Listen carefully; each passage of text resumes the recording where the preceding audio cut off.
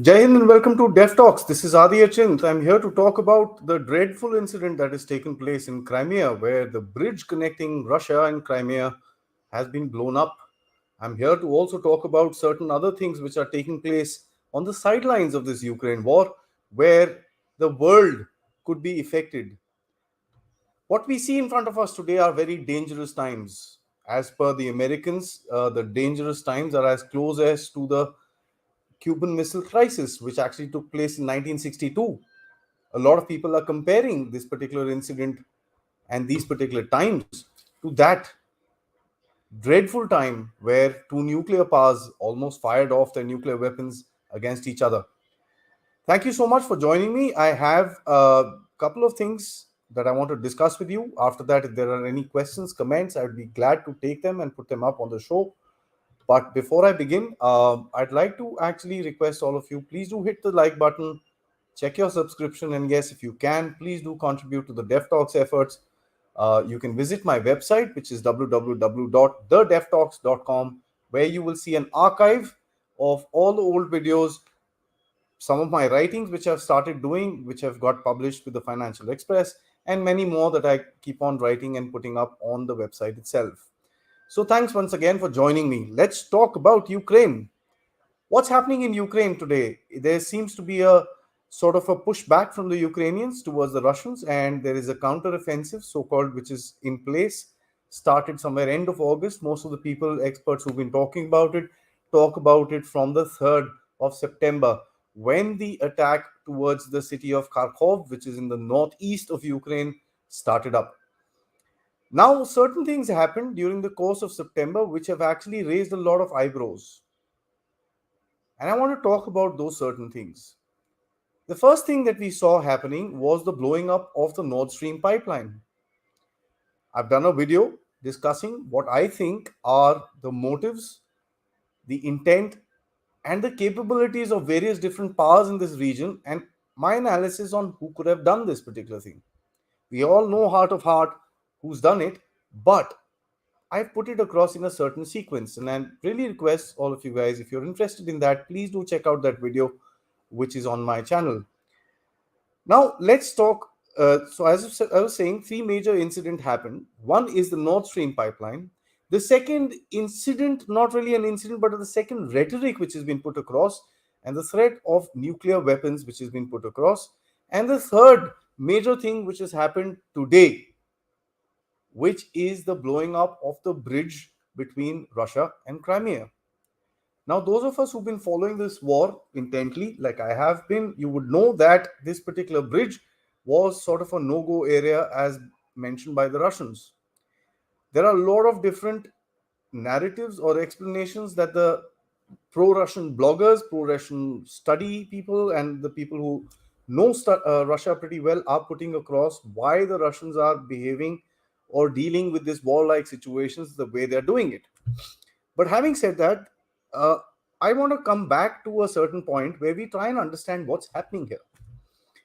What is the starting point of Ukraine? Why is this war happening in the first place? We can all, I'm sure all of us have heard the story about the Ukrainians and their atrocities or whatever that happened in Donbass for the past 8 years since the whole Maidan protests of 2014 and the deposition of the then President Poroshenko. Viktor Yanukovych. So that's when this whole incident started up. I want to take us back to 2009, where an institute in America called the Rand Institute, Rand Study, uh, published a report about how America should deal with Russia. And this is interesting because this particular report is about 300 odd pages, and I've read through it. It talks about step by step what needs to be done in terms of weakening Russia. What are the Russian weak points? They've spoken about Georgia. We know what all happened there. And they've spoken after that. They've spoken about the northern areas. They've spoken about the seas. They've spoken about the Baltics. They've spoken about Ukraine. And to surprise you all, they've also spoken about the Nord Stream 2 pipeline, which needs to be removed out of operations in order to hurt Russia. So, this idea of blowing up this particular pipeline is not new. something that the American strategic community has been talking about since 2009. This particular report, I am not sure. I haven't checked recently. I have a copy of it. I can share it. You can please get in touch with me. I can share it to you on email. But this particular report, according to certain rumors, I haven't checked it myself, says that it has been put offline by that particular institute. Now, as far as weakening of Russia is concerned, this report gives a very, very clear idea of what needs to be done in Ukraine in order to actually get the Russians on the back foot. Funnily, when I read the report and today when I see the happenings around us, it seems to be a word to word or a action to action sort of a portrayal of what is written in front of us. The Ukraine war, for that matter, has started up. And what one question that comes to mind is, yes, this is a study that has been done, and I'll also talk to you in one of my future episodes on a study that was done about China as well.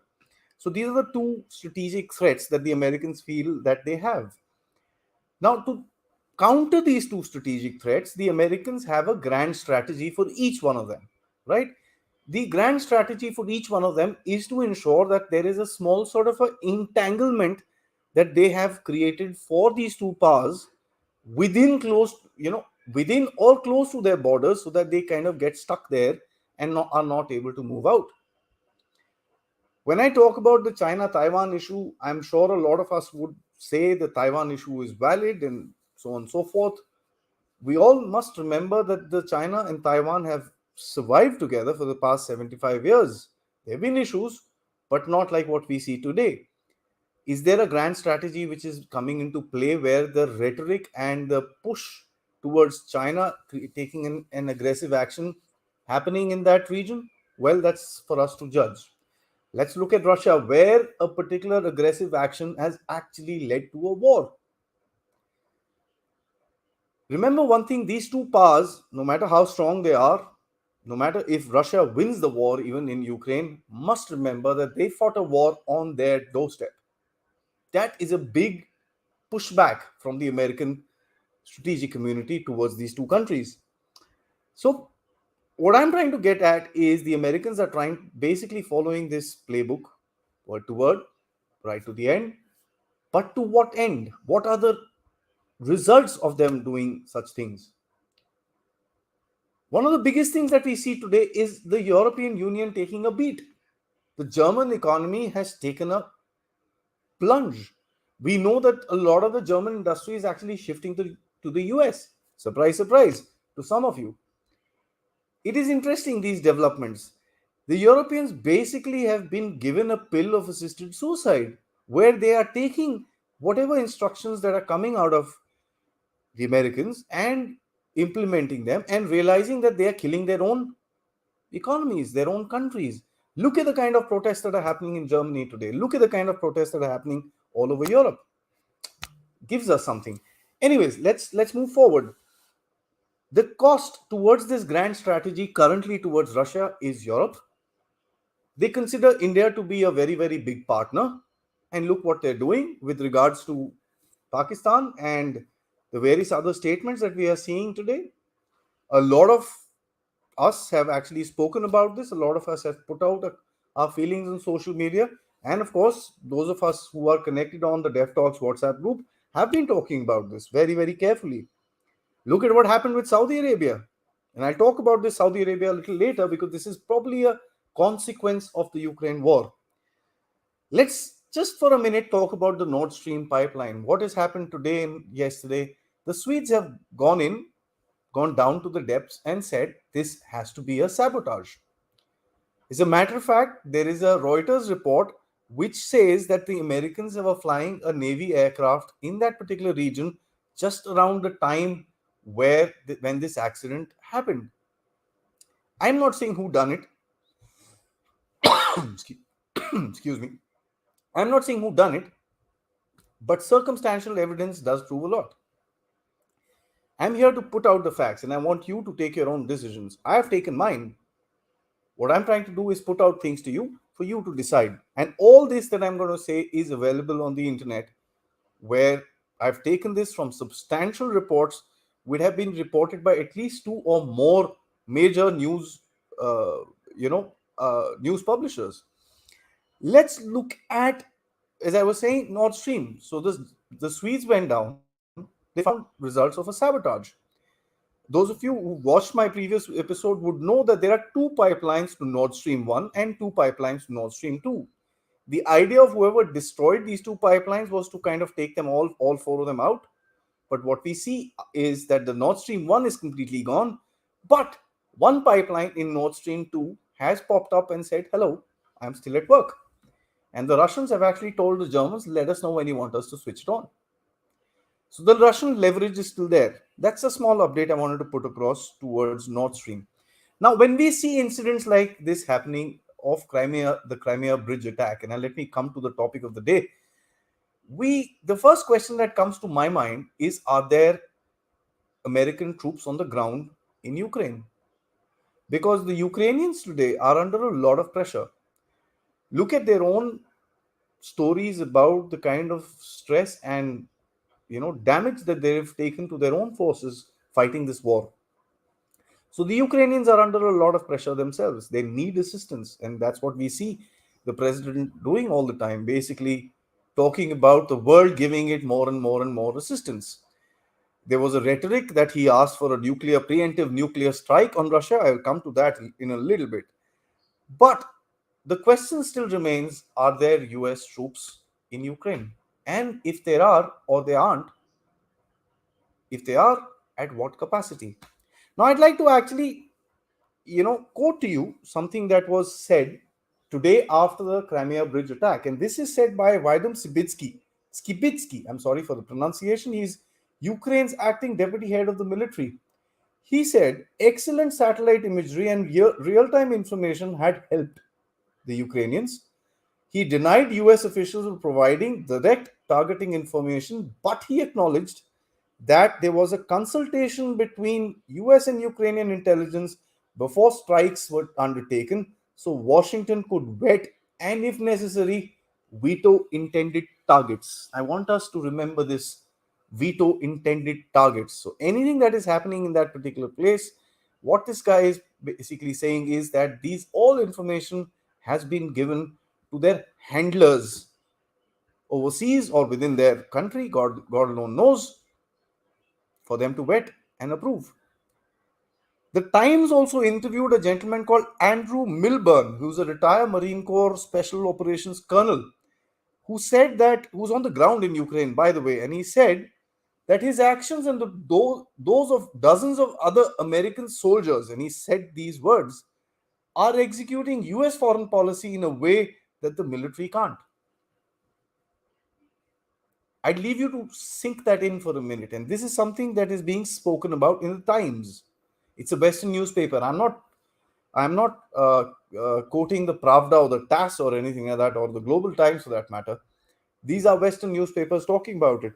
He also, and let me just complete this quote. And he says, speaking on the phone from a village about 15 miles from the front lines in eastern Ukraine, 15 miles, Mr. Milburn said his efforts supported US goals while insulating the United States from involvement.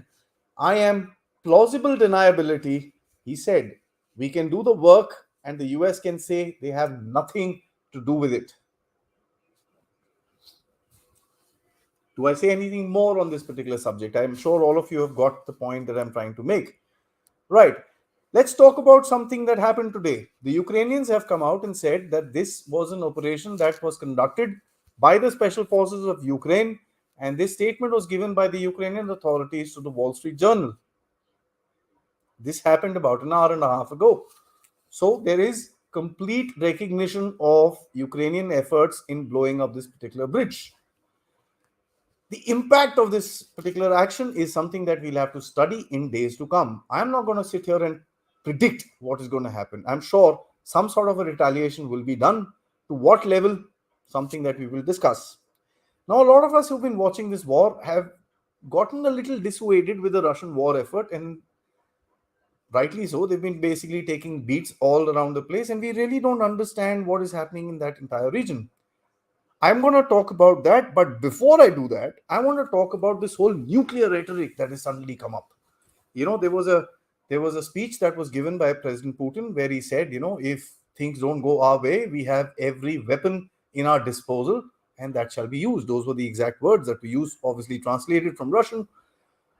The West interpreted it as a nuclear threat, right? And then the nuclear rhetoric came on. There were videos of some nuclear missile being positioned around Ukraine's border. And when I researched into that particular missile, I realized that it had the range of 18,500 miles. If the Russians need to fire that missile into Ukraine, they don't need to bring it to the border. They can fire it from probably Siberia or even further. That rests one particular case.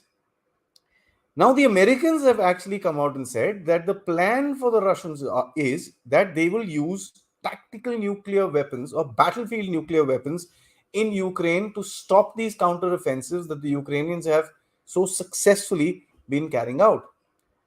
That is interesting to me because when I look at the Russian nuclear doctrine and the kind of nuclear weapons that they don't have any such doctrine or anything mentioned about tactical nuclear weapons. I'm sure they might have something which is not told to the public, but they don't have it as a doctrine. And let me tell you, all responsible nations with regards their nuclear weapons have declared whatever they have and have declared their doctrines which are available for the public and the world to see. Russia is not a small nuclear power. Russia has got thousands and thousands and thousands of weapons. Their doctrine has been put out there very clearly. Now, this whole use of tactical nuclear weapons, I'm sure a lot of us Indians who are watching would understand this from the Pakistani rhetoric, where they said that when Indians will attack into Pakistan, we'll hit them with a tactical nuclear weapon and annihilate their forces. That is how tactical nuclear weapons were supposed to be used. Now, the Americans have a small policy called escalate to de escalate, right? So, they want to take up the particular war to a certain level and then reach to a point where the other side realizes that if they escalate beyond this, it's the end. So, the war kind of de escalates. Sounds like a plan. What does this talk about? This talks about the use of American tactical nuclear weapons towards an advancing Russian army, which was supposed to come with their thousands and millions of tanks into Eastern Europe and come towards the Central Europe. The idea was to drop these tactical nuclear weapons, kill a lot of the Russians. By the way, these weapons would be dropped in allied countries, Poland, Germany, so on and so forth. Leaving that aside, they would be dropped, the Russian forces in that area would get annihilated, and it would send a message to the Russians that this is something that we could do. Sounds like a plan. What a lot of the Western analysts are missing out is that the Russian policy very clearly states any weapon of nuclear nature which is dropped on any Russian forces anywhere would be considered as an attack on the Russian Federation, resulting in a massive retaliation, basically heading to Armageddon.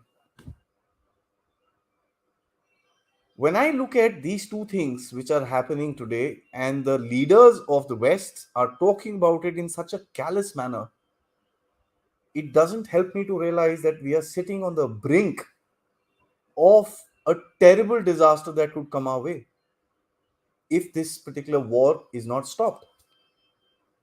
We've had escalations. After escalations, the counteroffensive, which targeted civilians in Russia, in Belgorod, in a border town, the Nord Stream 2 pipeline. And I'm not even talking about the sanctions and this and that. That's the Western prerogative. I'm talking about major attacks. And today, the bridge in Crimea. Where are we heading towards this? The Russians have said very clearly that they will not use their nuclear weapons first until unless they are threatened. Are the Western powers in Ukraine trying to threaten Russia to bring them into such a particular thing? I don't know. When we look at the kind of rhetoric and irresponsible rhetoric which is on in the world today, one wonders what are we sitting on. Jokingly, I'll tell you, my boss told me the other day, we'll plan for something for our work if we are alive and a nuclear war doesn't happen. It was just a joke, but it brought home a certain reality that we probably in my generation have not thought through. probably veiled threats from Pakistan which come through India. But at a scale, what we are talking about between these two superpowers, something to be reckoned with. Right. Before the claim of the attack by the Ukrainian special forces actually came out from the Ukrainian mouths, they were trying to say, no, no, no, we've not done it. Having said that, the biggest advisors and ministers within Ukraine were putting screenshots of it and pretty much dancing and celebrating this particular factor. Right? Fair enough, they're at war, they would celebrate these kind of things, that's fine. But that also tells you that they were celebrating the victory of their own forces. So they now finally have come out and said, yes, this is what we've done. As a matter of fact, there was a New York Times report that came out where a unknown CIA source has confirmed the assassination of Daria Dugin, the daughter of Alexander Dugin, who's one of the advisors of Putin in Moscow, was done by the hands of the Ukrainian Secret Service. This is written in the New York Times, one of the bastions of the Western globalism or the globalists or whatever you may want to call them. This is written by them. So when they write something like this, one has to kind of take it at face value, and that's something that we need to understand. The Ukrainians say everything illegal must be destroyed, everything stolen must be returned, and everything occupied by Russia must be expelled. Is this a first step towards that? I want to ask something. I don't know if a lot of us would know what are the approval ratings that Vladimir Putin has in his own country. Don't look at the Western media with these 5-10 protests which happen around the place, couple of 100,000 Russians that have left. Well, the Russians have mobilized 300,000 of their reserves. They have 2.5 million reserves. They've not even touched the surface. The people who have left probably were not even mobilized. The people who went out, fair enough, they left. A lot of us who are asked to fight may not want to fight. That's perfectly all right. It's a free country. But escalation at a time when the Russians are actually amassing a force, what is the final purpose of the Ukraine war? And I'm asking from the Ukrainian perspective, what are they looking for? Do they think after the referendum, by doing these pinprick attacks and going through taking one road, couple of villages here, there, everywhere, they'll be able to win this? It's a big question. A lot of the experts who talk about this particular subject, who I rely on in terms of their information, have been saying there is no chance that the Russians could lose. I want to talk about another thing which came out in the Russian social media, and I follow quite a bit of channels on Telegram where the calls for all-out war towards Ukraine have gained a lot of voice today. I don't know what's going to happen once the ground freezes up, and I'm going to talk to you now about why the Russians have not been able to do much in terms of not being able to do or not been doing much about these counter-offensives coming out from Ukraine. Couple of things. I did some research and I kind of spoke to some people in Russia. I have a certain amount of contacts. I've done interviews with one or two of them.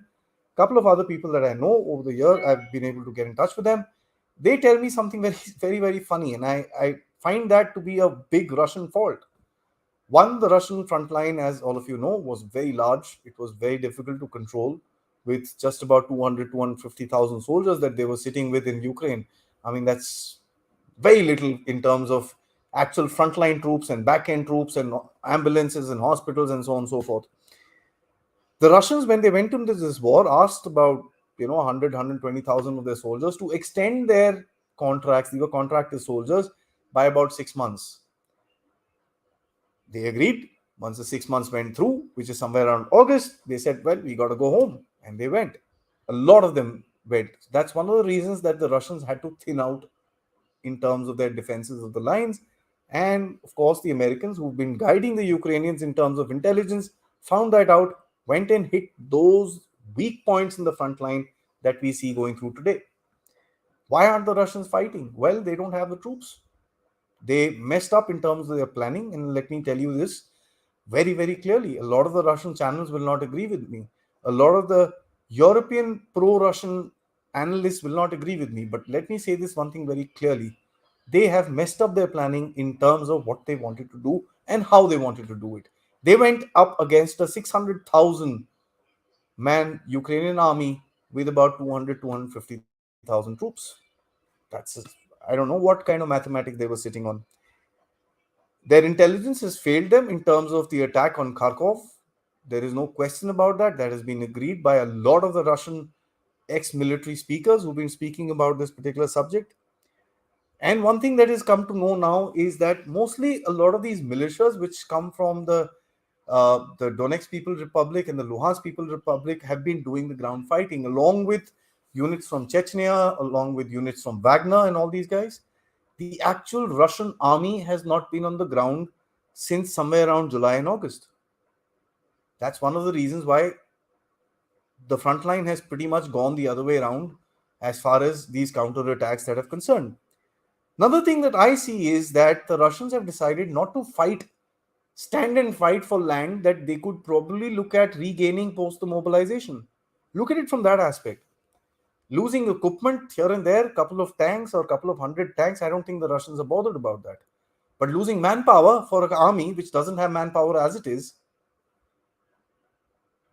what would you do if you're in that situation? You'll pull back, live to fight another day. In my opinion, that's what the Russians are doing today. I would say better to retreat than lose your manpower. Lose some ground today, that's fine. You're in the situation, you made a bad decision going for a bad operation with bad planning. Now you got to deal with the consequences as and when they come out.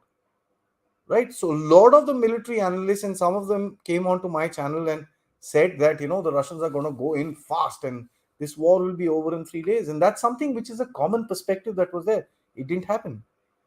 A couple of things that the Russians did not take into consideration. One, the Ukrainians would fight back. Two, the Americans would pound in weapons and material into Ukraine. Three, their own fighting capability in terms of their troops and in terms of the numbers that they were carrying was not adequate. Tells you a lot.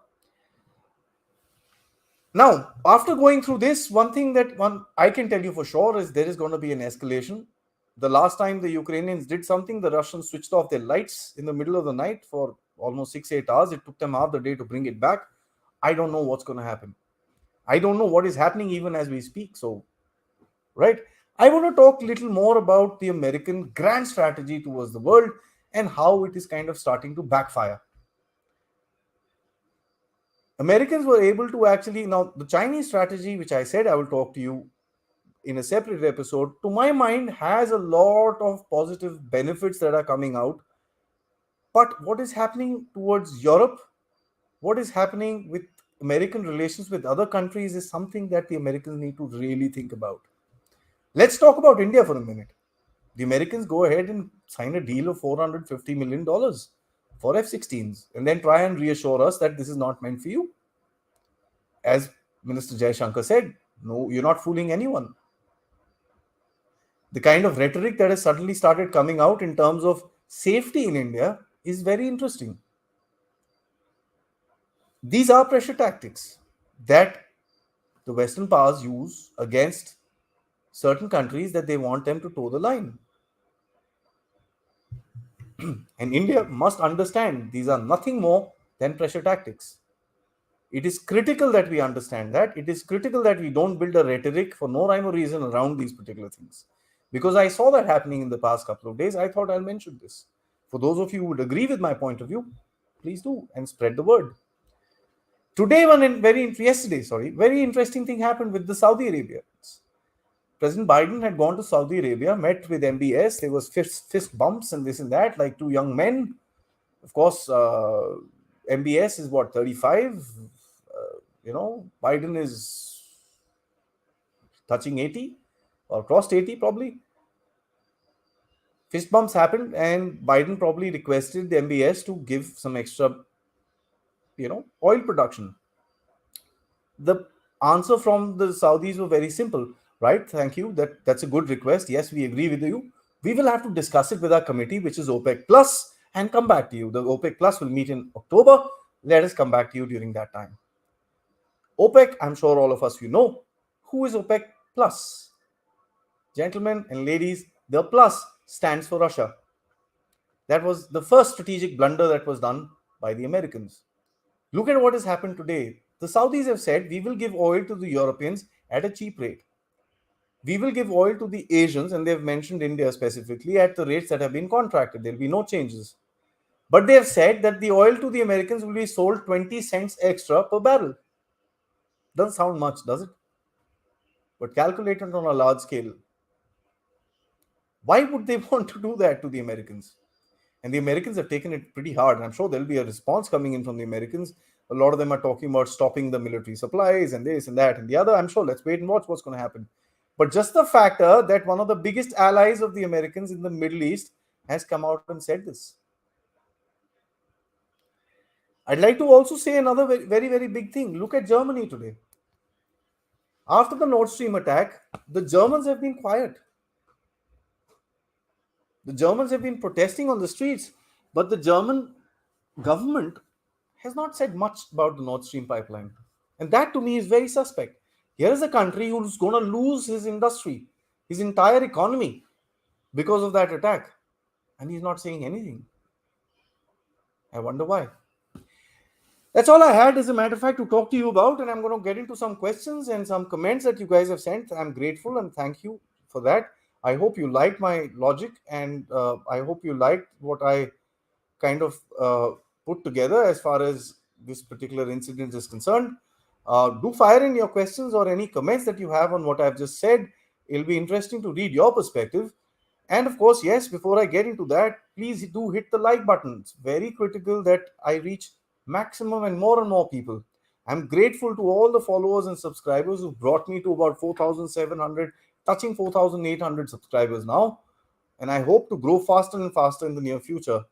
If you do, if you can, do contribute to the Dev Talks effort through the ways mentioned at the below. You've got UPI, you've got, and I'm going to open up Patreon and other stuff as well. I've got a lot of requests to do that because a lot of people say that we want to contribute directly and not give a cut to Google. Well, that's fine. Thank you so much, and I'm grateful to that. To all the people that have contributed to the Dev Talk effort, thank you so much. Let's get into it, right? The first comment that comes from Mr. Singh, he says, can this incident be registered as an act of terrorism or just the extension of grey zone warfare? I'd like to ask you a counter question. If this happened in the West, how would they term it? I think that will rest my case. They would term it as an act of terrorism. It is something which is putting out civilian infrastructure, and this is the second time in a row. Grey zone warfare are incidents that happen just short of war. What the Chinese do in terms of their salami slicing, or what the Chinese are doing with Taiwan right now. They will fly up with aggressive postures, go in there and just back off at the last minute. That is grey zone, just short of war, right? So I would call it terrorism in no simple words. Mr. Kiran says, your take on Germany and US statements on J&K. Do you think Indian response is effective? We should do more by giving notice to German envoy and US Mumbai consulate. Well, if you're talking about a notice, I'm not sure, but it has been taken up with the Germans very, very clearly. And there's a Ministry of External Affairs note that has been put out in that particular aspect, where it has been mentioned that the person that you're standing with and being so lovey-dovey, please understand they still stand in the FATF grey list. And there are huge things that they still need to do. As far as the US is concerned, let me tell you this, US is something, US will do this. US does this to his own friends. Look what they did to Germany. They're just calling us out on Kashmir. I mean, that's pittance. It doesn't make any difference. I don't think we should create much of a rhetoric about it, because the more that we talk about it, the more legitimacy these kind of things get. And I don't think that is the right way to go. Kashmir and Jammu and Kashmir is our land, is our state, and it will always be our state. They can keep saying this, that, and the other. India has not heard this in the past 75 years, and I don't think India is going to start right now. But having said that, one of the biggest things that you will see about this whole rhetoric coming from the US is basically a message that they're trying to send us to be a little more balanced as far as Russia is concerned, nothing else. So as long as we toe the line, and let me use that word very carefully, we toe the American lines, they'll be fine. The day we go ahead, this is what we'll get. One of the other reasons that we actually abstained from the UNHRC against China yesterday. A lot of people would have thought, that's a good opportunity to hit China. Why don't we take it? Well, because that can backfire onto you as well. Let me put that very clearly. Mr. Mandar says, how are you? Good evening, Mr. Mandar. He says Ukraine right now is a US colony. Well, you know what? 51st state. The Australians call themselves that. The Germans call themselves that. You're actually degrading it to a colony. I think it's worse. I take your point. You're absolutely correct. There's no question about it. The way that the whole fight is going on, and the whole rhetoric is that the West wants to fight Russia till the last Ukrainian, and that's something that one can actually see. It's a sad thing. Russian internally are facing resistance. Crimea attack is an example of how much Russia is internally in a collapse. Well, there are issues in Russia. There's no question about it. Their economy did take a huge beat, about 4%. There is an opposition within Russia. Unlike a lot of you would understand, there's a story about Navalny, who's, all of you can actually just Google this. Navalny, who's in the Viktor Navalny, who's in the prison, and the CIA. There's a big connection there. There's some money that was exchanged and stuff like that. Let me ask you this: when something like this will happen in India, you call them a traitor. It's the same thing in Russia. As far as uh, these attacks are concerned, let me just say this, because these terrorism attacks doesn't mean anything. It's basically a bad element of society carrying out stupid attacks in a place where it will kill other people, and three people have died in this particular attack. So there is resistance inside, of course, as I mentioned. Yes, people have run away from Russia because of the mobilization. There is some resistance to Putin. Remember, Putin claims he wins the elections by about 70 or 80%. There is 20% of the people who don't vote for Putin. So that's fine. That's okay. That's part of the game. And you also say bridge was called bomb proof. It was the truck with most secure bridge. I mean, it's the lifeline of Russia and Ukraine now cut, not with the missile struck, but by a truck. How is that possible? See, I'll tell you what. Now that bridge, yes, was made out of reinforced concrete, so it needed to have hundreds of kgs of TNT to blow it up. You're absolutely correct. Having said that, the bridge is still operational as per just about 15 minutes before I made this video. Uh, I have certain sources who came and put across certain videos where, with the timestamp, mind you, and I'm not going to talk about any video which is just floating around here and there. These videos were with timestamps where I could see vehicle going around. As a matter of fact, Deputy Prime Minister of Russia is already there talking about flagging off the rail transport by tomorrow night at 8 o'clock. So the Russians are going to repair it. There's no question about it. Let me assure you, Crimea can be supplied through the sea. Crimea can be supplied through the big, huge land bridge which is there in Zaporizhia and that entire region coming from Donbass. So there's enough space. That's not much of a challenge. Having said that, it's a big strategic attack that the Ukrainians have conducted. This is possibly a submarine frogman based operation on an underwater drone. Well, yeah, you're talking about the Nord Stream. A lot of people are talking about that. A lot of people are talking about these drones that could have been dropped by some, American aircraft or NATO aircraft that could have gone down and at a certain point of time exploded in a certain location at a certain place at the whole calculation. Because remember, these pipelines are about 300 feet below or 400 feet below the surface of the sea. It's not easy for a human being to kind of just jump down there and do whatever is needed to be done. uh, all sorts of these kind of attacks, and I see somebody saying if this was an underwater drone, Russia is not secure. No country is secure. Let me tell you this: no country is secure as far as drones are concerned, because nobody has a sure shot. This thing, everybody claims to have this technology, that technology, and stuff like that. Let me tell you, all these technologies, till the time they don't get tested in battle, are all great. India has also developed certain counter drone technologies which are soft counter drone technologies, hard counter drone technologies, but drones do get through. I mean, there's a reason they've been used, and you can see the kind of drones that have been used by the Russians, which are supposedly Iranian drones that are reaching havoc in terms of the Ukrainian lines. As far as Alpha, you talk about the detection of this attack. Yeah, well, detection of attacks is one thing. If Remember, these kind of attacks would be done by covert, uh, special operation teams. There is a particular reason why the Russians have not been able to blow up all the ammunition and the equipment which is coming in from the western part of Ukraine when it travels all the way through Ukraine and goes to the battlefront.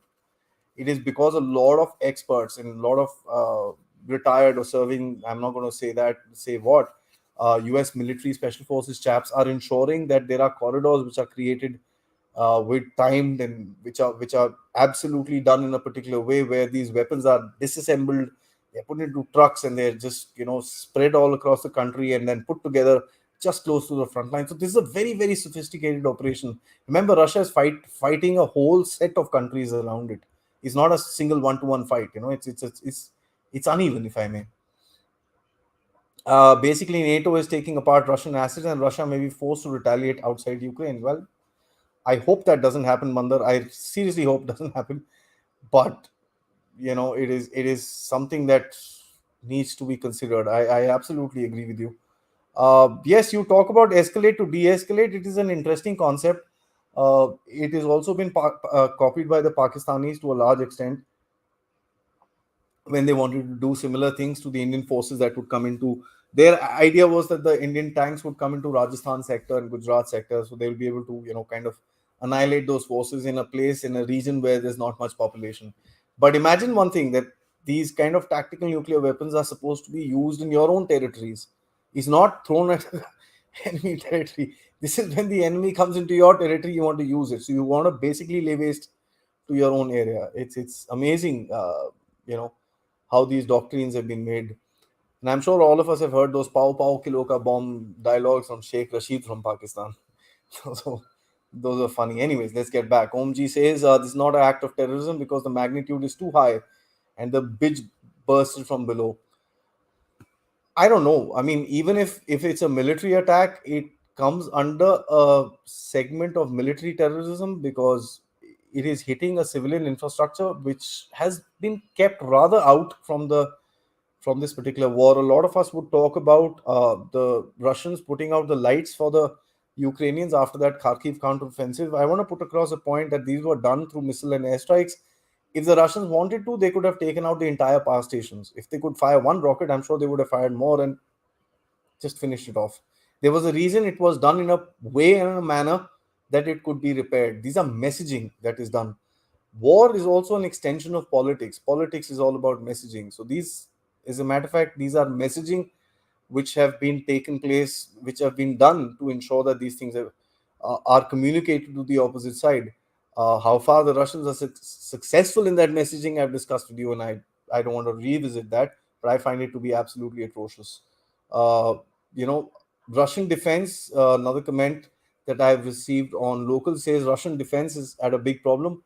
It's, if it's not from below, Russian defense system has failed, came from under the bridge. Well, yeah, I would say a lot Russian defense systems has failed. There's no question about it, because at the end of it, one must understand the Russians, with all their technology, should have been able to detect this kind of an attack and kind of prevent it. There's no question. But remember one thing: this is wartime. uh, and as far as the Russians would say that each and every individual in those regions are pro-Russian, they're not. Even their referendum, it's 92%, 83%, 88%, or whatever. They're not 100%. So there is a certain population that would be pro-Ukrainian. Surprise, surprise, that was Ukraine. Look at the Zaporizhia power plant. One of the biggest things that we saw was the chief of the power plant was thrown out of uh, currently Russia, because he was supplying information to the Ukrainian military. He was a Ukrainian, he would do that. So there is nothing wrong in that. I mean, these are partisanal activities that have been on since days. I mean, since days in memory of war. Look at what used to happen with the Americans dropping French behind the German lines during the Second World War. This is part of the warfare game, and I'm sure it's one thing that you must know, that a lot of these activities are reported of the Ukrainians are reported because the entire Western media sits behind them. A lot of the Russian activities, people like me need to go and dig out. You don't even know what happened. The whole, I don't know how many of you know that today there is a report that has come out where there's a city called Bahmut, which is supposed to be the absolute base of the Ukrainian military in the eastern part of Ukraine, and that is just short of being taken over by the Russians, by the Wagner Group for that matter. They are fighting inch by inch in that particular city. And that city falls, the Ukrainians are going to be in big problems. A lot of the Western media will also not tell you that to defend that city, the Ukrainians have used almost 30,000 soldiers. That is not the total number of soldiers that they used for these two counter-offensives in Kherson and in Kharkiv. In Kherson was about 15,000, and in Kharkov in the north it was about 8 or 9,000 soldiers. That's it. So they used less soldiers for their counter-offensive than they're using for Bakhmut. Bakhmut is a more important city and is not being reported because the Russians are kind of winning. So it's a very dissuaded way of reporting a war, and a very different, a very wrong way of reporting the war, where only one side of the report or one side of the story is being told.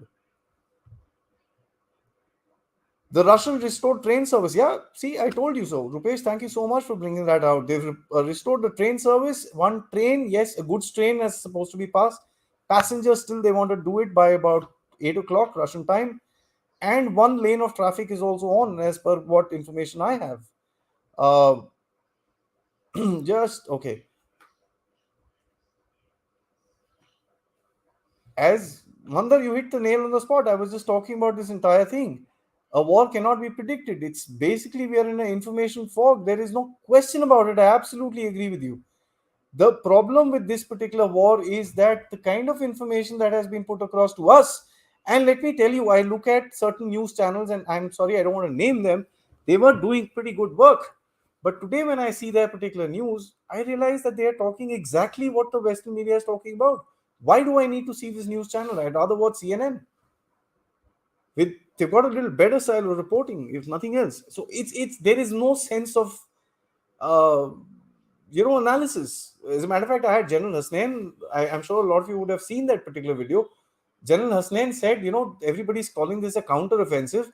This is a riposte operation where they try to push back Russian strongholds. He's a military man. He's the lieutenant general. I'm sure he knows what he's talking about. Right. Girish, thank you so much. I've been a subscriber since 414 number. Thank you so much. I mean, you were there with me when I started, and a lot of us were there with me when I started. I respect you, and thank you so much for this.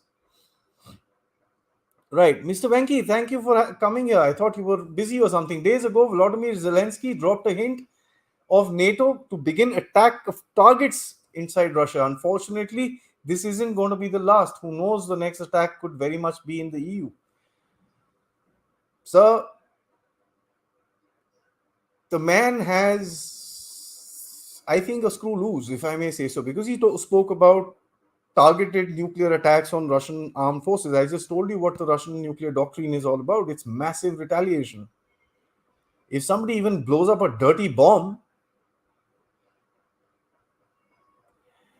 it's going to be bad.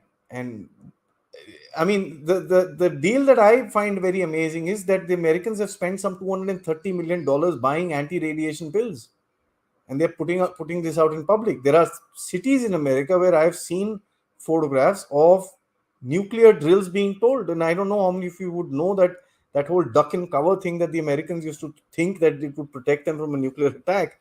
They've pretty much reinvented that entire thing and put it out.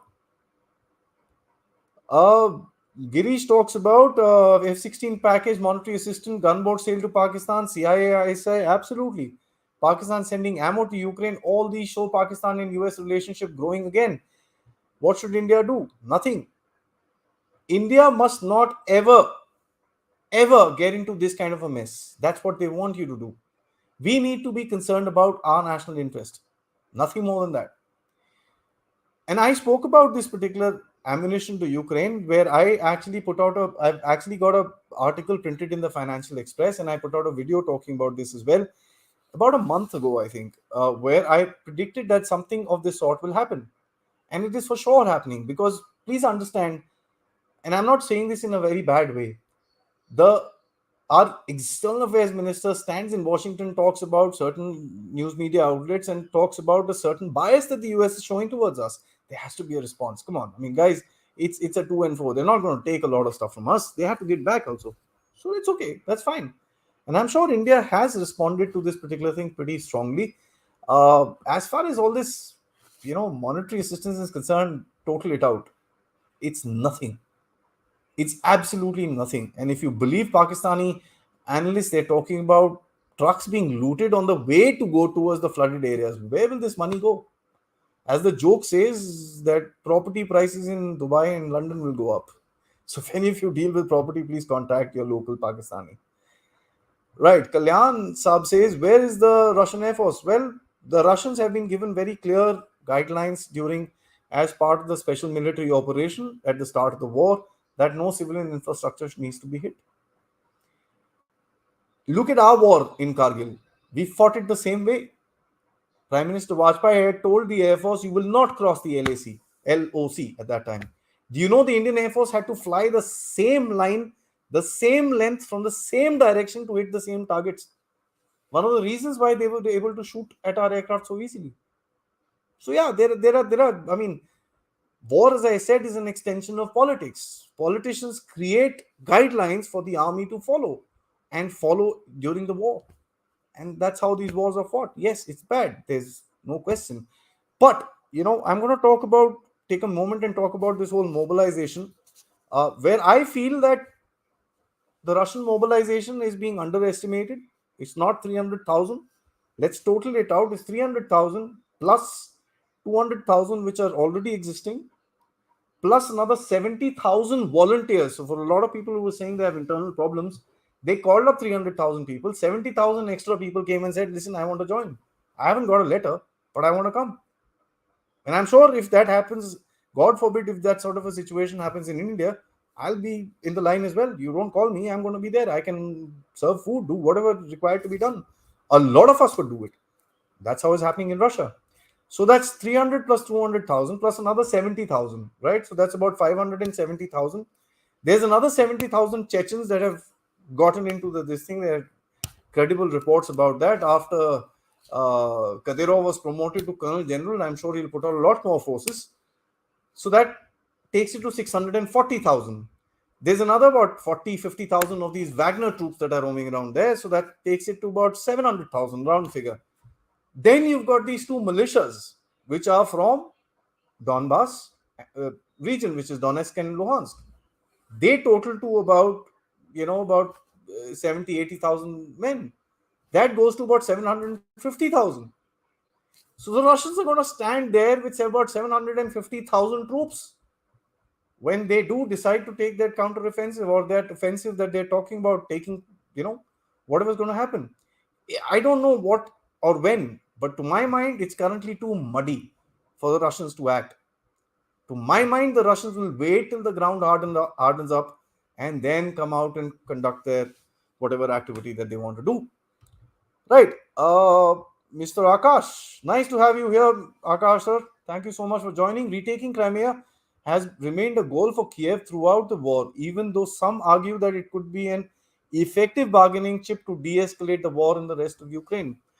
True, sir. There is no question. The Ukrainians, if they wouldn't have actually got into this particular whole, counter-offensive thing, they had the troops to do it.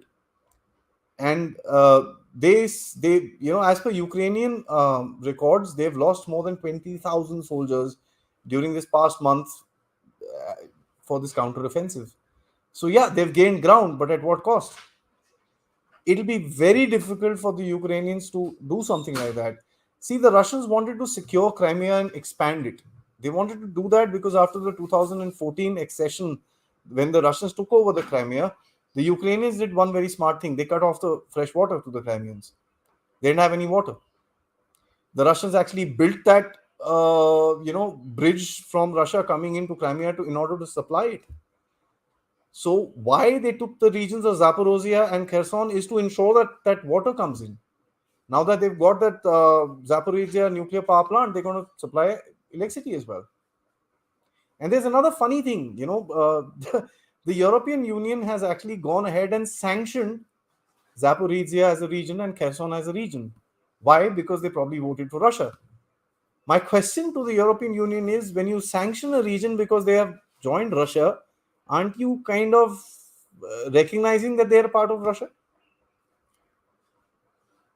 God knows. Well, sir, I take your point about the bargaining chip, but at the moment, I don't think that the Ukrainians have the capacity to carry on this whole counter-offensive. And let me say this: I'm not saying they're going to stop. There will be more attacks.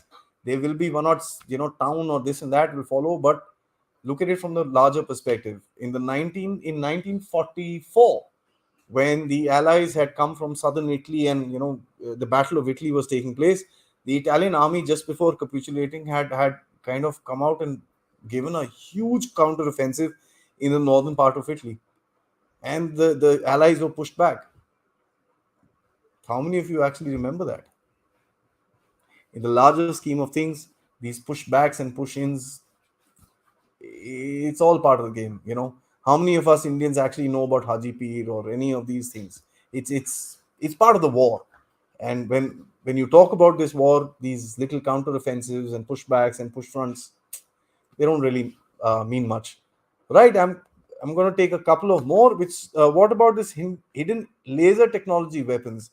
Would they zap out launched ICBM nukes when they are detected? Well, a lot has been written about it. A lot has been said about it. A lot talks about the capacity of something like this happening. Testing has not happened. As a matter of fact, if it has, it's not been reported publicly. One of the things that I say about this kind of technology is, yes, a lot of this stuff exists. A lot of this stuff was built up during the Star Wars programs during the 1980s. As a matter of fact, during the Reagan era, just before the Cold War came to an end. So a lot of this stuff is there. Yes, a lot of laser, high-powered, focused technology. Even in India, there's a lot of research. I'm sure if you just go and Google it on to India, you will see certain stuff which is there, which is on in that particular thing. I believe it's called Kalyani, if my memory serves me right. Uh, Kalyan Saab, thank you so much. Love the content. Thank you so much. You know, I am grateful to you. A truck driver was told to supply fertilizer when he reached the position on which the bomb was placed. They remote detonated it. Fair enough. I mean, I take your point, sir. I'm not sure on the way that this particular thing was done. Uh, it's a sad thing, right? Mr. Raju Ram says, I think the Kerch Bridge bombing has U.S. Special Forces operation all over it. I said so, and as a matter of fact, I don't think that the Ukrainians would be able to conduct these kind of operations without the support, without a certain ground-based support of the Americans. Now, I'm not saying Americans are in Ukraine. They could be in Poland, they could be in Germany, they could be in and out of Ukraine. You don't know. I mean, you have no idea.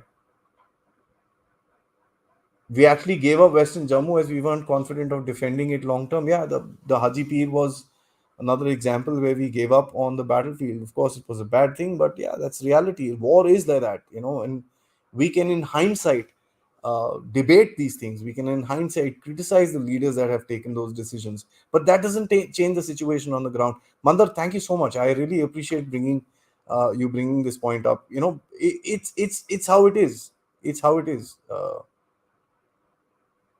Right? Do you think the Americans are making a blunder?